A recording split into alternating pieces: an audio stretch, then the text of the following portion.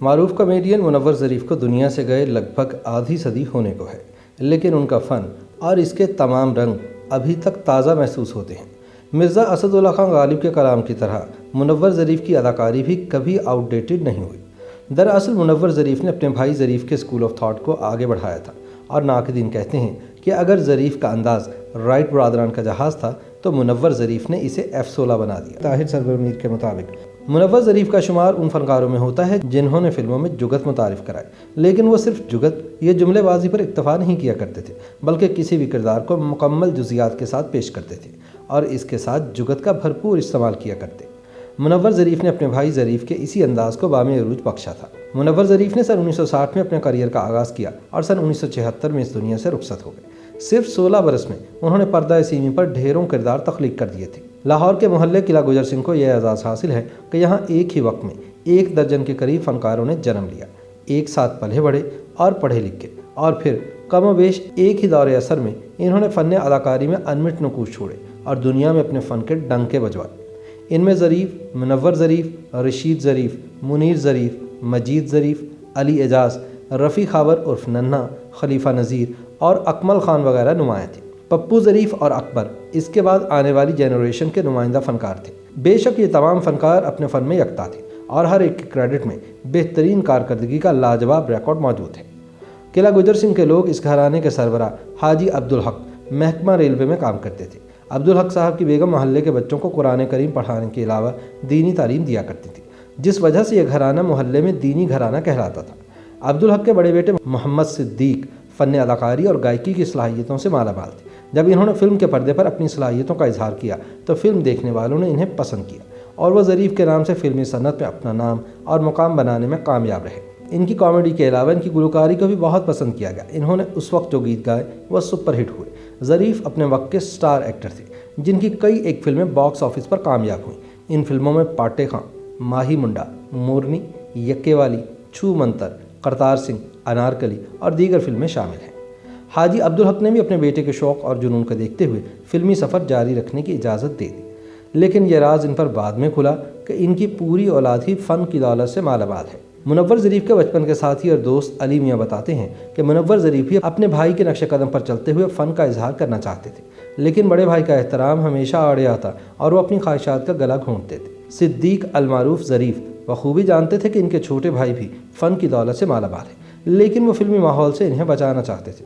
وہ منور ظریف کے دوستوں علی اعجاز، خلیفہ نذیر اور رفیع خاور ننھا کو بھی سختی سے ڈانٹتے تھے کہ وہ اداکاری کا خیال دل سے نکال کر کوئی اور تعمیری کام کرے، لیکن منور ظریف پر چھوٹا بھائی ہونے کے باعث پابندی خصوصی تھی۔ علی میاں بتاتے ہیں کہ منور ظریف ان کے ساتھ چھپ چھپ کر فلم اسٹوڈیوز جایا کرتے اور جب کبھی ظریف صاحب کو پتہ چلتا تو وہ منور ظریف کو ڈانٹتے، لیکن جب انہوں نے محسوس کیا کہ منور کو فن کے اظہار سے روکنا صحیح نہیں تو انہوں نے انہیں کیمرہ مین بننے کی اجازت دے دی اور ایک کیمرہ مین کا اسسٹنٹ بھی کروا دیا۔ فلم اسٹوڈیوز میں آنے جانے کی اجازت سے منور ظریف کا حوصلہ بڑھا اور یہ سلسلہ آگے بڑھتا چلا گیا۔ ان کے بچپن کے دوست علی میاں کی ساری زندگی منور ظریف کے ساتھ گزری۔ وہ جب بھی اپنے بچپن کے دوست کو یاد کرتے ہیں تو ان کے ساتھ گزرے لمحات اور واقعات کسی فلم کی طرح ان کے ذہن کے پردے پر نمایاں ہو جاتے ہیں۔ وہ بتاتے ہیں کہ ہم اکثر رات کو اپنے محلے قلعہ گجر سنگھ میں عبدالکریم روڈ پر رمضان کی ہوٹل کی چھت پر بیٹھا کرتے تھے اور رات گئے تک اس وقت کے مقبول انڈین اور پاکستانی گانے گاتے۔ ہمارا مرکزی گلوکار منور ظریف ہوتے جو گانے گانے کے علاوہ ڈھولک بھی بجاتے، کیونکہ انہیں ڈھولک بجانا بہت پسند تھا اور وہ اس ساز پر پوری دسترت رکھتے تھے۔ کبھی کبھار وہ طبلہ بھی لے آتے، عابد شجاع گھڑا بجاتے اور خلیفہ نذیر باجے پر ہوتے۔ گائیکی کی محفل رات گئے تک جاری رہتی۔ ساز ہو یا آواز، منور ظریف پرفارمنگ آرٹ کے ہر شعبے سے مس رکھتے تھے اور ماسٹر عبداللہ جیسے مشکل پسند موسیقار کے ساتھ طبلے یا ڈھولک پہ سنگیت کیا کرتے تھے۔ ماسٹر عبداللہ منور ظریف کے بارے میں کہا کرتے تھے کہ وہ ہر فن مولا تھا۔ منور ظریف کا فلم ساز افتخار ملک نے سن 1960 میں اپنی فلم ڈنڈیا میں متعارف کروایا۔ فلم کی کاسٹ میں اسلم پرویز، یاسمین، ظریف اور آغا طالش شامل تھے۔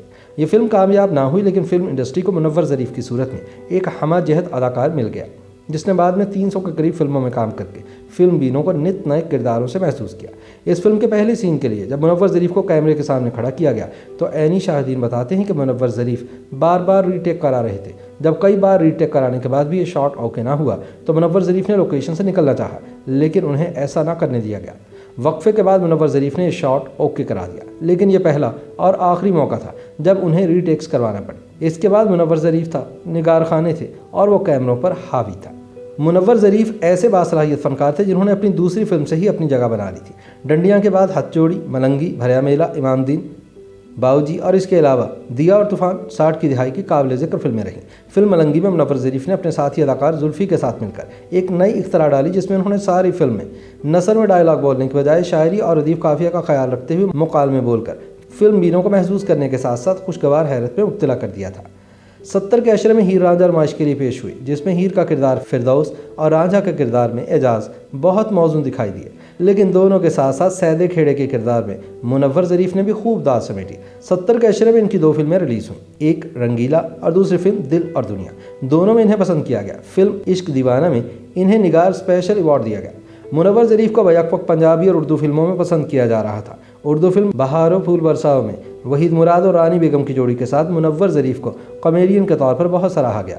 मज़कूरा फिल्म के लिए मुनव्वर ज़रीफ को बेहतरीन कॉमेडियन का निगार अवार्ड दिया गया। बादशाह ज़िद्दी, पर्दे में रहने दो, आइदा महिवाल, बनारसी ठग, खुशियाँ, रंगीला और मुनव्वर ज़रीफ, जीरा ब्लेड, मंजी किथे डावा और नौकर वोटीदा नुमाया फिल्में रहीं। फिल्म नौकर वोटीदा में मुनव्वर ज़रीफ के साथ आसिया और मुमताज़ थीं, जबकि अदाकार शाहिद ने एक अहम किरदार अदा किया था। इस फिल्म की इंडिया में राज कोहली ने हूबहू नकल बनाई। इंडियन फिल्म नौकर बीविका में रीना रॉय और अनीता राज के साथ राज बब्बर को कास्ट किया गया था। बाद में राज कोहली ने तस्लीम किया कि उन्होंने मज़कूरा फिल्म का स्क्रिप्ट तो हूबहू इस्तेमाल किया, लेकिन पर्दा स्क्रीन पर वो करिश्मा पैदा ना कर सके जो मुनव्वर ज़रीफ के दम से था। इसी किस्म के ख्यालात का इजहार राज बब्बर ने भी किया जब वह पहली बार लाहौर आए थे। मुनव्वर ज़रीफ और रंगीला पाकिस्तानी फिल्मों में सबसे ज़्यादा पसंद किए जाने वाले मज़ाहिया अदाकार थे। इनके करियर के आगाज़ का ज़माना भी एक ही था। इन दोनों ने पंजाबी फिल्मों में हीरो के दोस्त या विलन के चमचे के तौर पर कई किरदार अदा किए। उस वक्त के फिल्म बीन जब सिनेमा हॉल से बाहर निकलते तो उनके लबों पर इन मज़ाहिया अदाकारों के दिलचस्प फ़िक्रे हुआ करते थे। फिल्म बीन जहाँ फिल्म की कहानी से महसूस होते, वहीं इन्हें असल कहानी के साथ चलने वाले कॉमेडी ट्रैक का भी मज़ा लेते। जो इनकी मकबूलियत में इजाफा होता रहा, इनकी मांग बढ़ती रही और फिर एक ऐसा वक्त भी आया जब ये दोनों फिल्मों के सोलो हीरो बन गए। मुनव्वर ज़रीफ और रंगीला की जोड़ी वक्त की मकबूल तरीन जोड़ी साबित हुई। फिल्म साजों ने इनके ज़ाती नामों पर फिल्में बनाई, जिनमें रंगीला और मुनव्वर ज़रीफ के अलावा कुछ और फिल्में भी शामिल हैं। मुनव्वर ज़रीफ एक ट्रेंड मेकर फ़नकार थे। उनके साथी फ़नकार इनके स्टाइल की नकल करते थे।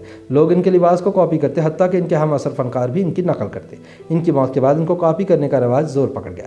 मुल्क के अंदर इनके फ़न से मुतासिर फ़नकारों की तादाद निस्फ दर्जन के करीब थी, जिनमें अली एजाज, अलवेला, उमर शरीफ और कुछ दीगर फ़नकार शामिल हैं। मुनव्वर ज़रीफ की बेवा बिल्किस मुनव्वर ज़रीफ ने अपने मरहूम शौहर की यादें ताज़ा करते हुए कहा कि 45 बरस हो गए उन्हें हमसे जुदा हुए। एक एहसास तो ये है कि उनके बगैर सारी ज़िंदगी गुजर गई, और दूसरी तरफ यूँ भी लगता है कि वो गए नहीं, आज भी हमारे साथ ही हैं।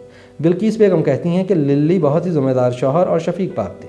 सन 1974 में वो एक शाम मुझे गाड़ी में बिठाकर गुलबर्ग के हुसैन चौक के पास ले आए और उन्होंने मुझे दिखाया कि ये 2 कनाल यानी 4 कनाल ज़मीन है जो मैंने तुम्हारे और बच्चों के लिए ख़रीदी है। उस वक्त वहाँ आसपास कुछ नहीं था सिवाय बेतरतीब खेतों के अलावा। इस जगह की वीरानी पर फ़िक्र देखकर मुनव्वर ज़रीफ ने कहा था कि देखना, ये जगह लाहौर की जान बन जाएगी, तुम और तुम्हारे बच्चे मुझे दुआएं दोगे। बिल्किस बेगम कहती हैं कि आज 45 साल हो गए हैं। मुनव्वर की खरीदी हुई प्रॉपर्टी ने हमें ज़िंदगी में मुआशी फ़िक्र से आज़ाद कर दिया था।